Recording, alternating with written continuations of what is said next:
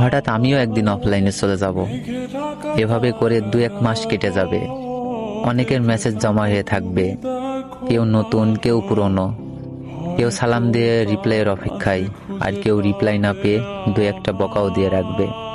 এরপর বন্ধুদের টাইম লাইনে আচমকা একটা পোস্ট আসবে, এই আইডির মালিক গত এত তারিখে এত সময় ইন্তেকাল করেছেন, তার মাগফিরাতের জন্য সবাই দোয়া করবেন। এটা দেখে কয়েকশো স্যাড রিয়াক্ট আর কমেন্টের বন্যা।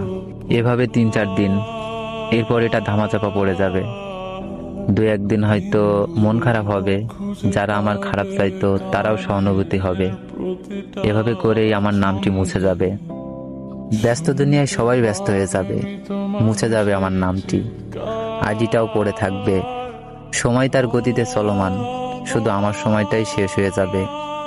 এই তো ক্ষণিকের হই হুল্লোড়।